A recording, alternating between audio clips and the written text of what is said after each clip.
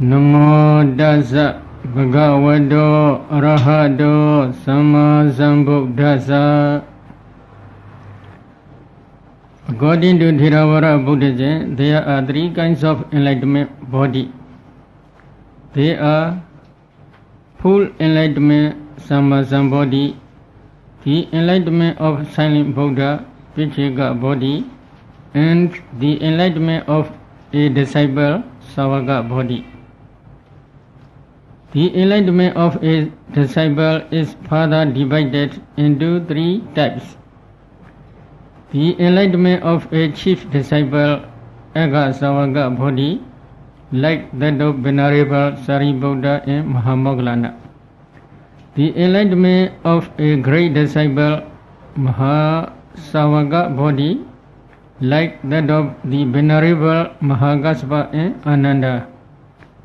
And the enlightenment of ordinary disciple, Pagati Savaka body, including the Venerable Sariputta and Mahamoggallana. There were 80 great disciples during the Buddha's time. Now there are no more chief disciples and great disciples, but only ordinary disciples. A person who wants to liberate himself can, according to his own desire, achieve his goal through the attainment of any of the three kinds of enlightenment. Tonight I will give you some explanation of the paramis for clansmen who are zealously engaged in the practice of the great vehicle to enlightenment, Mahabodhi Yana. In order to improve their skillfulness in accumulating the requisites for enlightenment. To discuss the paramis in detail, we have to investigate the following 16 aspects of paramis. Number 1. What are the paramis perfections? Number 2. In what sense are they called paramis? Number 3. How many are there? Number 4. What is their sequence? Number 5. What are their characteristics, functions, manifestations, and proximate causes? Number 6. What is their condition? Number 7. What is their defilement? Number 8. What is their cleansing? Number 9. What are their opposites? Number 10. How are they to be practiced? Number 11. How are they analyzed? Number 12. How are they synthesized? Number 30. By what means are they accomplished? Number 40. How much time is required to accomplish them? Number 50. What benefits do they bring? Number 60. What is their fruit? However, since we do not have enough time here to discuss all of them in detail, we will discuss in detail only the first few aspects of paramis. As for the remaining, we will discuss them in brief, and for their detailed explanation, you could refer to the commentary of Chariya Pitaka. Number 1. What are the paramis? The paramis are the noble qualities such as giving, etc., accompanied by compassion and skillful means, and attainted by craving, conceit, and views. Number 2. In what sense are they called paramis? The bodhisattvas, the great beings, are supreme since they are the highest of beings, by reason of their distinguished qualities such as giving, virtue, concentration, wisdom, etc. They have the matchless purity of virtue. Their concentration is very strong and powerful. Their wisdom is very high. Their wisdom based on concentration can penetrate the Dhammas as they really are. They can see the past and future by the light of wisdom. They can see this world as well as the other worlds. Because of these paramis, they realize Nibbana and they escape from the round of rebirths when they become enlightened ones. They preach the noble eightfold path leading to the Nibbana. So the paramis are their character or their conduct. The Bodhisattva is the fulfiller and guardian of these paramis, which are the noble qualities belong to the Supreme Persons. So, if you are Bodhisattvas, you must fulfill these paramis or noble qualities, which are belong to the Supreme Persons Bodhisattvas. Number 3. How many are there? How many Dhammas are there, Lord, issuing in Buddhahood? There are Sariputta 10 Dhammas issuing in Buddhahood. What are the 10? Giving Dana. Sariputta is a Dhamma issuing in Buddhahood. Vajju, Sila, renunciation, Nikkama, wisdom, Punya, energy, Viriya, patience, Khandi, truthfulness, Sitya, determination, Adhitthana, loving kindness, Metta, and equanimity, Ubekha, are Dhammas issuing in Buddhahood. Number 4. What is their sequence? Here, sequence means sequence of teaching. This sequence is rooted in the order in which the paramis are initially undertaken, which in turn is rooted in the order in which they are investigated. The quality which is investigated and undertaken at the beginning is taught first. Therein, giving Dana is stated first. For giving assists the development of virtue and is easy to practice. Giving based on virtue is abundantly fruitful and beneficial. So virtue is stated immediately after giving. Virtue based on renunciation is abundantly fruitful and beneficial. So renunciation is stated immediately after virtue. Similarly, renunciation based on wisdom, wisdom based on energy, Viriya, energy based on patience, patience based on truthfulness, truthfulness based on determination, determination based on loving kindness, and loving kindness based on equanimity is abundantly fruitful and beneficial. Thus, equanimity is stated immediately after loving kindness. Equanimity can be beneficial only when it is based on compassion. Bodhisattvas are great beings who have already been endowed with the basic quality of compassion. Someone may ask, how can the Bodhisattvas, the great compassionate ones, look upon living beings with equanimity? Some teachers say sometimes they show equanimity towards living beings when it is necessary to do so.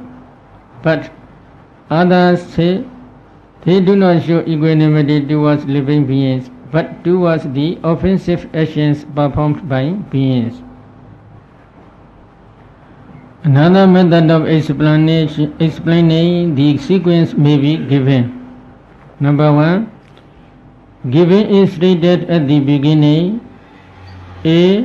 Because it is common to all beings, since even ordinary people practice giving. B. Because it is the least fruitful, and C. Because it is the easiest to practice. Number 2. Virtue is stated immediately after giving. A. Because virtue purifies both the donor and the recipient. B. To show that while giving benefits others, Bhaju abstains from causing affliction to others. C. In order to stay a feather of abstinence immediately after a feather of positive activity. And D. In order to show the cause for the achievement of a favorable state of future. A favorable state of future existence right after the cause for the achievement of wealth.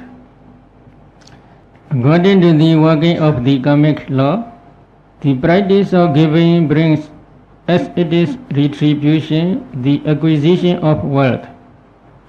The observance of precepts, the attainment of happy rebirth, either in the heavens or in the human world. The giving of those who have purified their virtue can accomplish their wish. Number 3. Renunciation is mentioned immediately after virtue. A. Because renunciation perfects the achievement of virtue. B.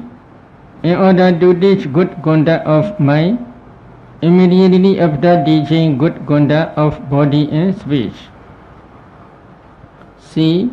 Because meditation jhana succeeds easily for one who has purified his virtue. D. In order to show that the purification of one's asya through the abandoning of the offensive mental defilements follows the purification of one's main yoga by the abandoning of offensive actions. And E. To state the abandoning of mental obsessions immediately after the abandoning of bodily and verbal transgressions. Renunciation means not only the outward renunciation of material things, but the abandoning of mental defilements as well. Buddhist psychology recognizes 3 stages in the working of a defilement. A. The stage of dormancy where the defilement remains as a latent tendency, anusia, at the base of the mental continuum. B. The stage of obsession, pariyutthana, when the defilement comes to surface as a feather of active consciousness. And C. The stage of transgression, vidaggama, when the defilement motivates some unwholesome action of body or speech. Virtue, as the observation of precepts, inhibits the active expression of defilements through body or speech. Serenity meditation, especially at the level of jhana or absorption, prevents the rise of mental obsessions. And wisdom or insight brings about the eradication of defilement right down to the most basic level of dominancy. Number 4. Wisdom is mentioned immediately after renunciation. A. Because renunciation is perfected and purified by wisdom. B. To show that there is no wisdom in the absence of meditation jhana. Since concentration is the proximate cause of wisdom, the manifestation of concentration. C. In order to list the causal basis for equanimity from the meditation directed to their welfare. Number 5. Energy is rated immediately after wisdom. A. Because the function of wisdom is perfected by the arousing of energy. B. To show the miraculous work the Bodhisattva undertakes for the welfare of beings after he has reached reflective acquiescence in their emptiness. C. To state the arousing of energy right after the activity of careful consideration. According to this statement, the activity of those who have carefully considered brings excellent results. Number 6. Patience is mentioned immediately after energy. A. Because patience is perfected by energy, as it is said. The energetic man, by arousing his energy, overcomes the suffering imposed by beings in formations. B. Because patience is a domain of energy, as it is said. The patience of the energetic man shines with splendor. C. In order to state the causal basis for serenity immediately after the basis for exertion. For restlessness due to excessive activity is abandoned through reflective acquiescence in the Dhamma Nijjana Khandi. D. In order to show the perseverance of man of energy,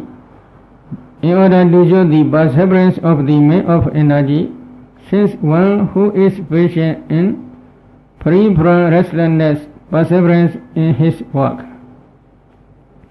E. In order to show the absence of craving for rewards in a bodhisattva diligently engaged in activity for the welfare of others. For there is no craving when he reflects on the Dhamma in accordance with actuality. And F. To show that the bodhisattva must patiently endure the suffering created by others, even when he is working to the utmost for their welfare. Number 7. Truthfulness is stated immediately after patience. A. Because the determination to practice patience continues long through truthfulness. B. Having first mentioned the patient endurance of wrongs inflicted by others, to mention next fidelity to one's word to render them help. C. In order to show that a bodhisattva who through patience does not vacillate in the face of abuse, through truthful speech does not relinquish his antagonist, to show the truthfulness of the knowledge developed through reflective acquiescence in the emptiness of beings.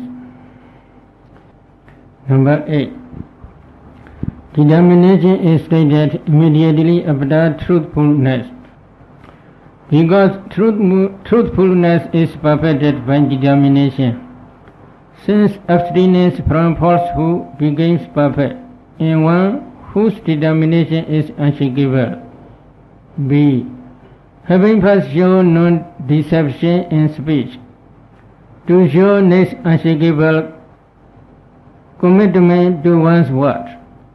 For a bodhisattva devoted to truth proceeds to fulfill his vows of giving, etc. without wavering. C.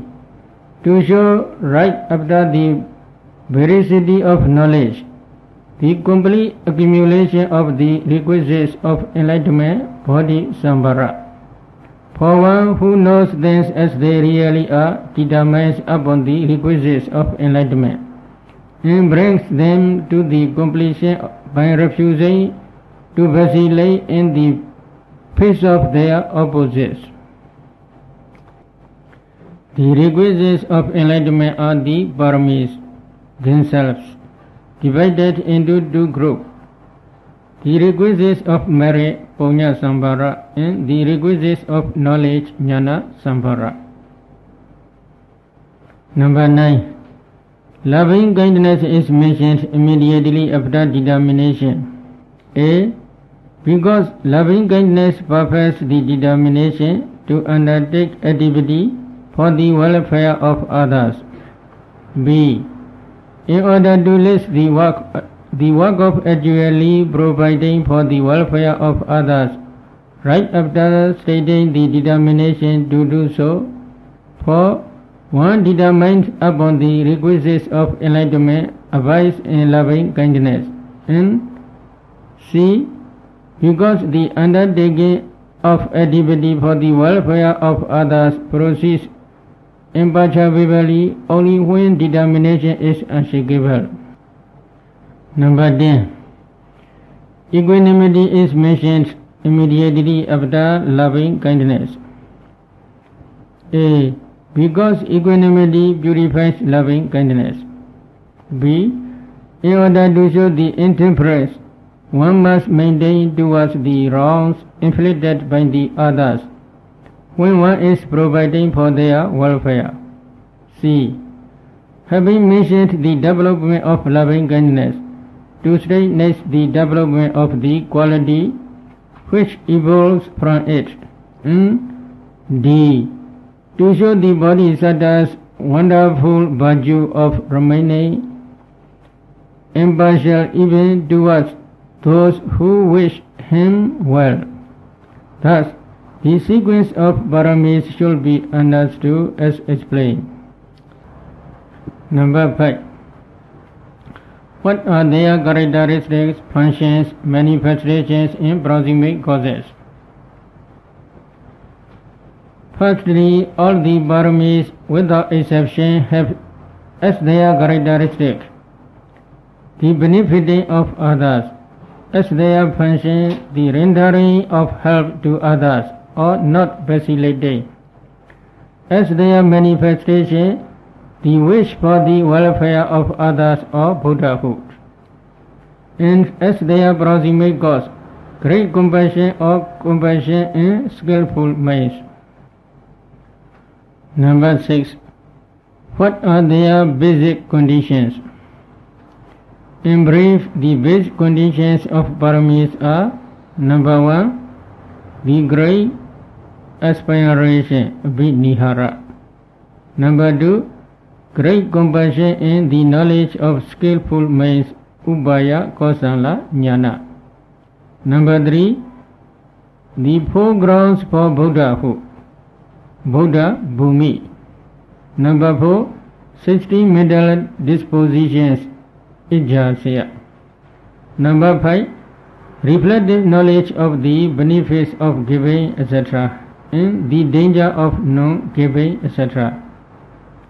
Number 6, 15 dhammas comprising right conduct, charana; 5 knowledge of higher knowledge, 5 kinds of higher knowledge, vijnana, together with their contributory causes.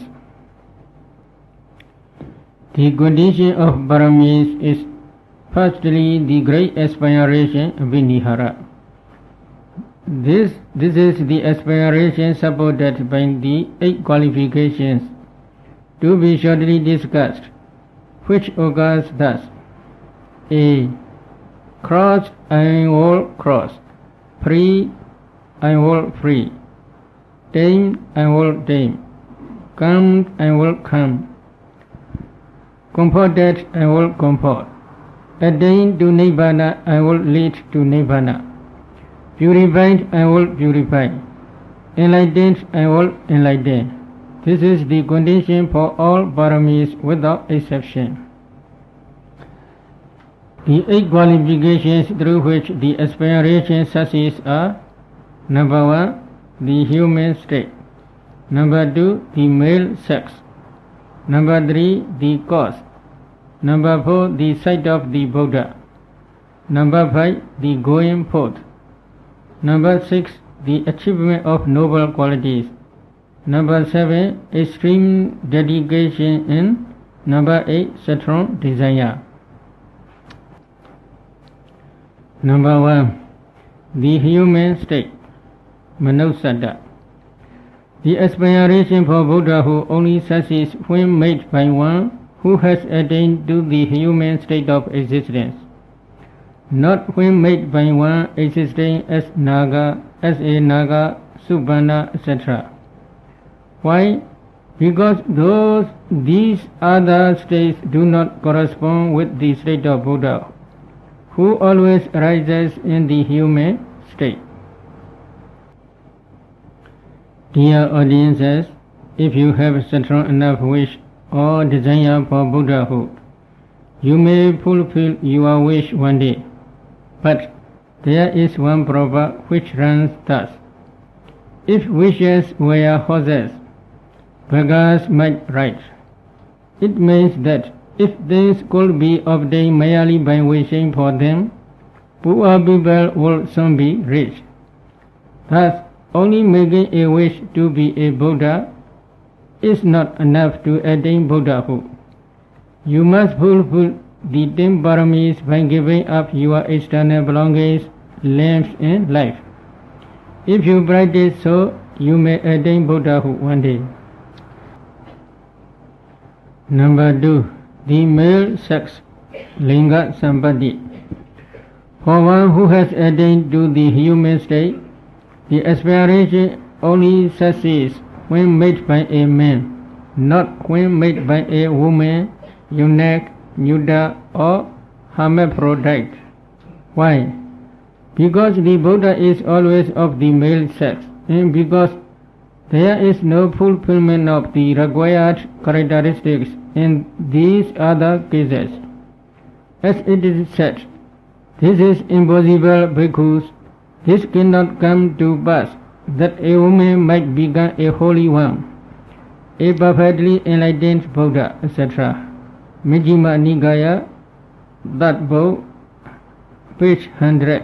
Anguttara Nikaya, number 1, 30 pages. Abhidhamma, number 2 book, 349 page.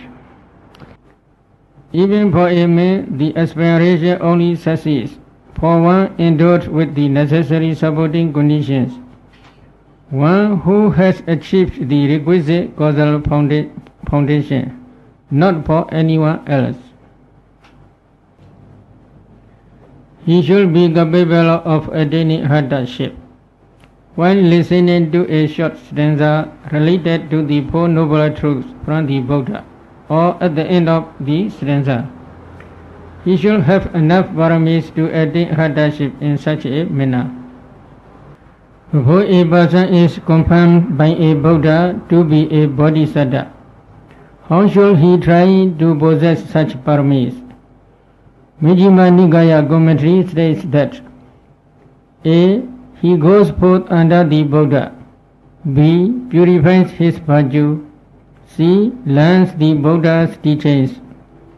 D. Leads a meditative life and gains the 8 meditative attainments. E. Develops insight up to the knowledge of equanimity above formations, Sankharupaka Jnana. These are the necessary supporting conditions. But before he fulfills the 10 paramis, he does not make effort to attain the path, through which will terminate his Bodhisattva career. The aspiration for Buddhahood only succeeds when these conditions are fulfilled. Number 4. The sight of the Master, the Buddha. Saddhara Dasana. The personal presence of the Master, the Buddha. The aspiration only succeeds when made by one aspiring in the presence of a living Buddha.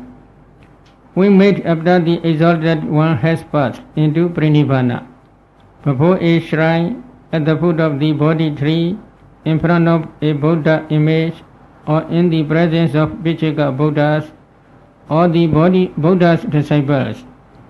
The aspiration does not succeed. Why? Because the recipient lacks the power that is necessary to confirm the aspiration. The aspiration only succeeds when made in the presence of the Buddhas, for they alone possess spiritual power adequate to confirm this lofty aspiration. Number 5. The going forth, Pavijja. The aspiration succeeds only when made in the presence of the exalted Buddha, by one who has gone forth into the homeless state of a monk, either as a bhikkhu or as an ascetic, who maintains the doctrine of karma and the formal efficacy of action, karma vadi, kiriya vadi, etc. It does not succeed for one living in the household state. Why? Because the household state does not correspond with that of a Buddha, who has himself gone forth. The great bodhisattvas in their last existence attain the supreme enlightenment only after they have gone forth into the homelessness, not while they are still householders. Therefore, at the time of making the resolution, it is only one who has gone forth endowed with the appropriate qualities can succeed. And the special qualities for Buddhahood can exist only in one who has gone forth. Number 6. The achievement of noble qualities, guna sampatti. The achievement of such noble qualities as the psychic powers, vijnana, etc. For the aspiration only succeeds when made by one who has gone forth and gained the 8 meditative attainments, samapatti, and the 5 mundane psychic powers. The 8 meditative attainments are the 4 jhanas pertaining to the 5 material sphere, rupavachara, and the 4 higher attainments pertaining to the immaterial sphere, arupavachara. The 5 mundane psychic powers, vijnanas, are A. Supernormal powers, Iddhivida. B. Divine ear, Deva Soda. C. Penetration of the mind of others, Chetobriya Jnana. D. Divine eye, Deva Chakku. E. Remembrance of former existences, Bhove Nivasa Nosati. It does not succeed for one devoid of these qualities. Why? Because one devoid of them is incapable of investigating the paramis. It is because he possesses the necessary supporting conditions and vijnanas that the great man, after he has made the aspiration, is able to investigate the paramis by himself. Number 7. Extreme dedication, adhikara. Extreme devotion. The aspiration only succeeds for one endowed with the aforesaid qualities, who at the time has such strong devotion for the Buddhas that he is prepared to relinquish his very life for them. Number 8. Strong desire, chanda. This is a wholesome desire, the wish for accomplishment. One possessed of the aforesaid qualities must have strong desire, yearning and longing to practice the Dhammas issuing in Buddhahood.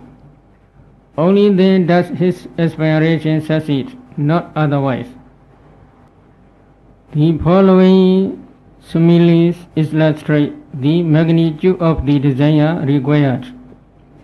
If he were to hear, he can attain Buddhahood, who can cross a whole world system filled with water and reach the farther shore by the bare strength of his arms. He will not deem that difficult to do, but will be filled with desire for the task and will not shrink away. If he were to hear, he can attain Buddhahood, who can tread across a whole world system filled with flameless, smokeless, red-hot coals, cross out and reach the other side by the bare strength of his feet. He will not deem that difficult to do, but will be filled with desire for the task and will not shrink away. If he were to hear, he can attain Buddhahood, who can tread across a whole world system, that is, begin a solid mass of sharp-pointed sword stick, cross out and reach the other side by the bare strength of his speed. He will not deem that difficult to do, but will be filled with desire for the task, and will not shrink away. If he were to hear, he can attain Buddhahood, who can cut through a whole world system that has become a jungle of thorny creepers covered by a solid thicket of bamboo. Cross out and reach the other side by the bare strength of his arms. He will not deem that difficult to do, but will be filled with desire for the task and will not shrink away. If he were to hear, Buddha who can only be attained after being tortured in hell for 4 incalculable and 100,000 aeons, he will not deem that difficult to do, but will be filled with desire for the task and will not shrink away. Such is the magnitude of the desire required. The aspiration made by one endowed with these 8 fetters is in denotation the act of consciousness, Cetopada, occurring together with the collection of these 8 fetters. Its characteristic is rightly resolving to attain the supreme enlightenment. Its function is to yearn, oh, may I awaken to the supreme perfect enlightenment and bring well-being and happiness to all beings. It is manifest as the root cause for the requisites of enlightenment. Its proximate cause is great compassion or the achievement of the necessary supporting conditions. Since it has its object the inconceivable plan of the Buddhas and the welfare of the whole immeasurable world beings, it should be seen as the lofty yet most sublime and exalted distinction of merit, endowed with the immeasurable potency, the root cause of all the Dhammas issuing in Buddhahood. Simultaneous with its rising, the great man enters upon the practice of the great vehicle to enlightenment, Mahabodhiyana Patipatti. He becomes fixed in his destiny irreversible and therefore properly gains the designation, Bodhisattva. His mind becomes fully devoted to the supreme enlightenment and its completeness, and his capacity to fulfill the training and the requisites of enlightenment becomes established. For when their aspiration succeeds, the great men correctly investigate all the paramis with their self-evolved knowledge, which prefigures their future attainment of omniscience.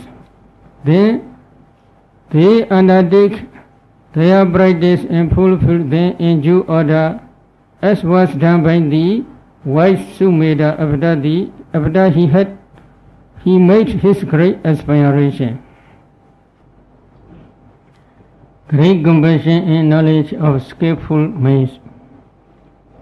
Like the aspiration, great compassion, Mahakaruna, and the knowledge of skillful means, Upaya Kosala Jnana, are also conditions for paramis.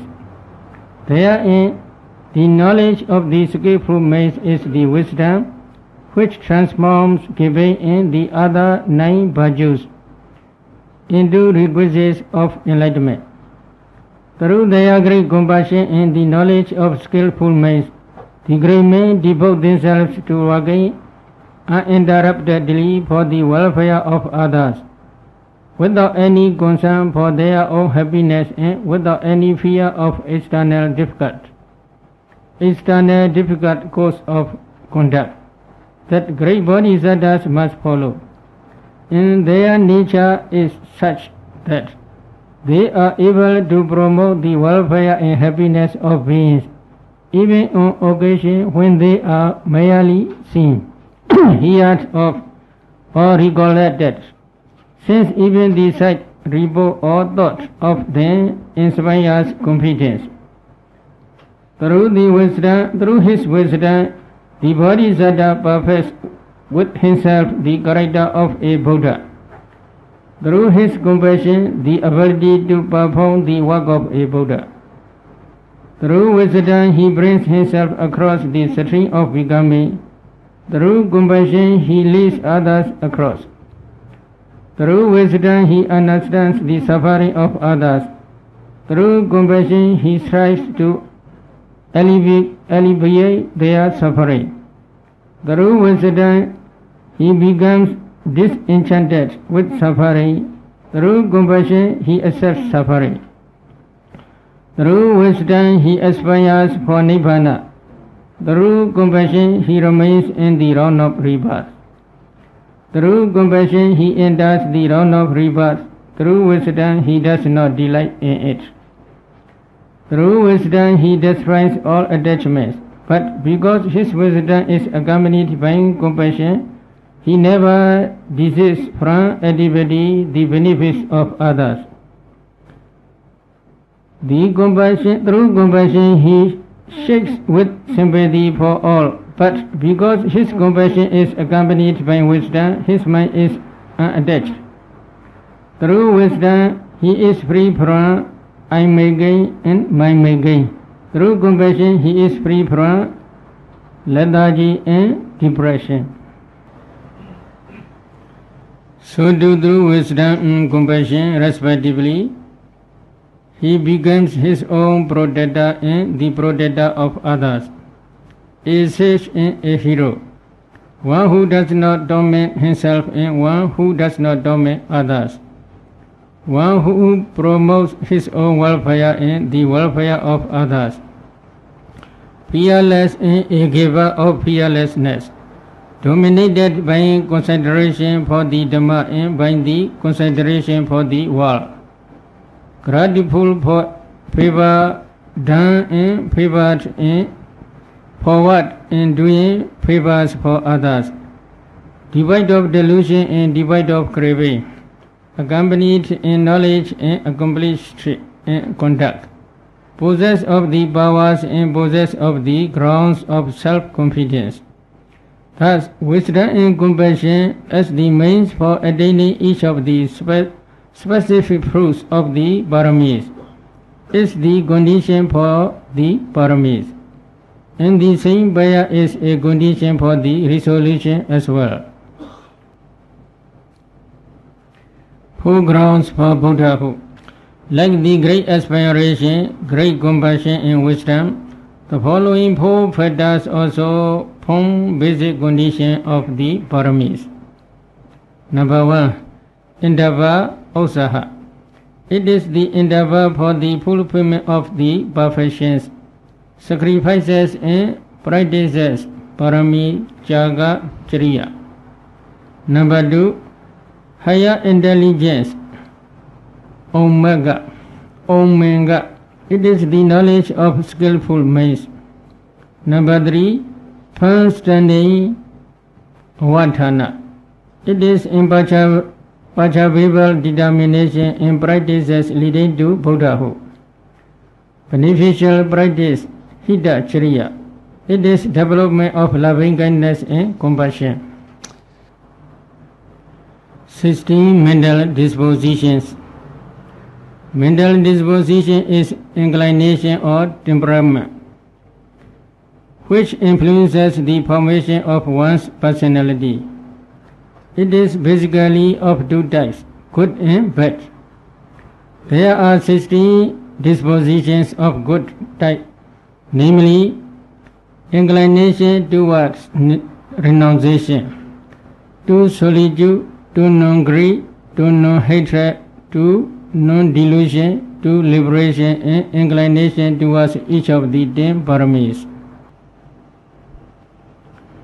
Owing to their intense inclination for renunciation, bodhisattvas see danger in sense pleasures in household life.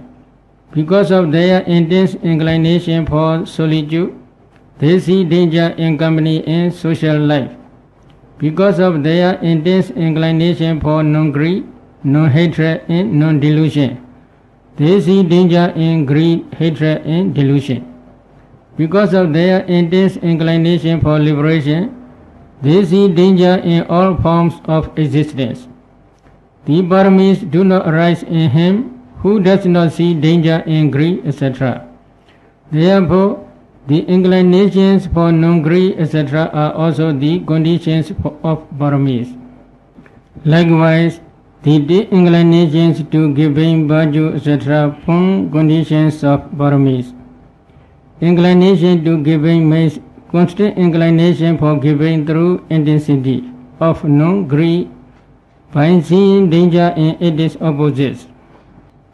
Because of intense inclination for non-greed, Bodhisattvas see danger in its opposite, namely selfishness, and therefore fulfill the perfection of giving. Because of intense inclination for virtue, they see danger in immoral depravity and therefore fulfill the perfection of virtue. The same consideration applies to all the remaining perfections. It should be particularly noted here that the opposite of inclination for renunciation are sense pleasures and household life. For wisdom are delusion and doubt. For energy is indolence and causaja. For forbearance is resentment. For truthfulness is telling lies. For resolution is indetermination. For loving kindness is ill will. For equanimity is submission to vicissitudes of the world. Because of their intense inclination for equanimity, Bodhisattvas see dangers in its opposite, namely submission to vicissitudes of the world, and fulfill the perfection of equanimity. In this way, the inclinations for giving, virtue, etc. also form the basic conditions of Paramis.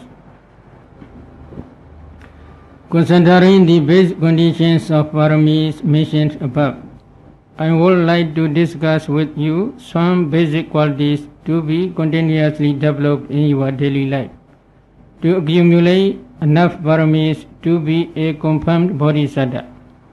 They are: number 1, deep desire; number 2, live in the Dhamma; number 3, wise attention; number 4, abandoning greed, hatred, and delusion; number 5, inclination towards attaining Nibbana. First, you must have a deep desire to be a Buddha. Initially, you must keep your desire in your heart. Do not reveal it to others.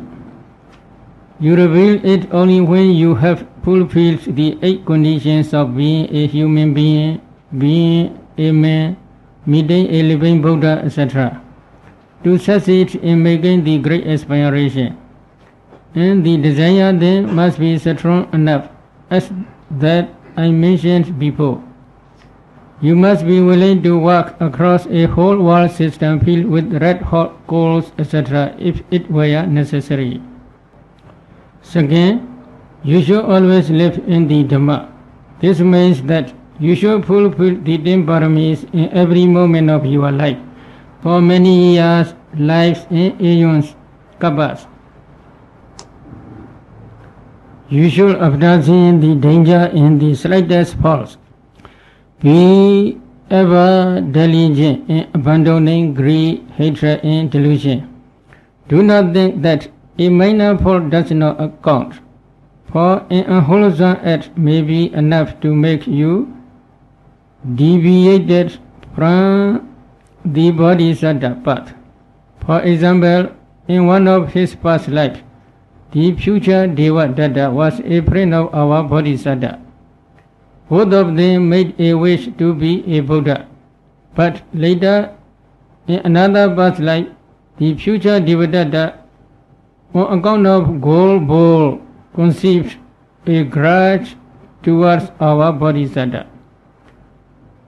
That grudge or hatred of his made him deviated from the Bodhisattva path, and this was confirmed by the Buddha that he will eventually become a Pichika Buddha. Lastly, you should always incline your mind towards liberation, to attain Nibbana, which is your ultimate goal. Only when the mind is rightly directed towards Buddhahood, the wholesome deed you do is considered as a parami, and all the energy you put in your stride can lead you to one and the only destination, Buddhahood. Tonight I shall stop my talk here. I will continue to give more explanations on how to practice the great vehicle of enlightenment in my next talk. Any question? If I do not see there is a purpose or an objective in life, what should I do? Can you give me an objective? Object, huh? What object? Objective, ideal. If he do not see an ideal or a goal in life, what should he do? Can you set a goal for him? Give him a purpose in life. We cannot say. No? You should try and do yourself.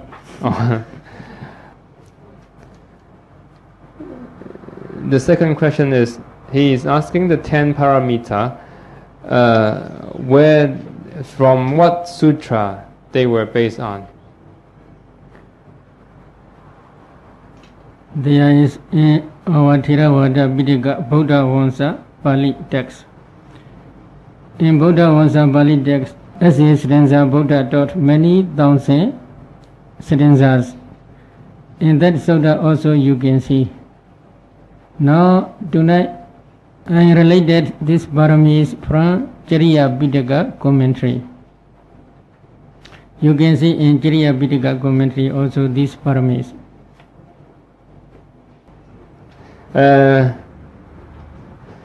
The second question is, how do we choose the way of practice for ourselves? The suitable way of practice.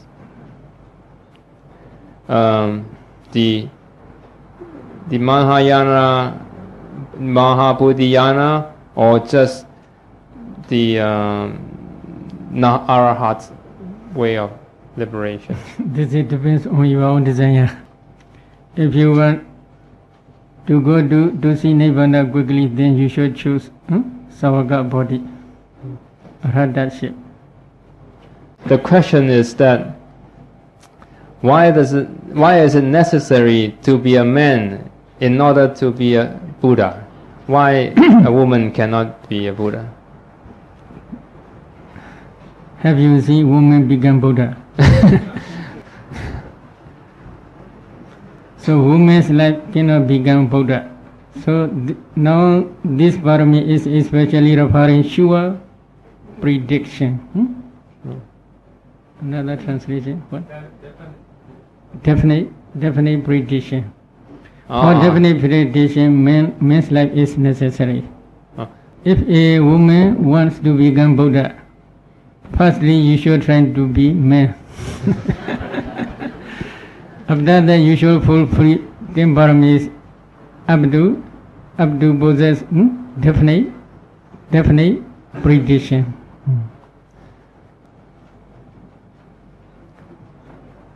The question is, what is the difference between the 6 paramitas and the 10 paramitas? 6 parami. Yes, in the Mahayana Sutra we use the 6 paramitas. There's no much. I do not understand about Mahayana 6 parami. The question is, if becoming a Buddha is so difficult, do you recommend the practice of the Pure Land? I asked in the Theravada Buddhism, there's no such thing as the Pure Land. If Pure Land is say Nibbana, then there is the path leading to the Nibbana. According to Theravada Buddhism, pureness is Nibbana. The question is, can you explain Nirvana?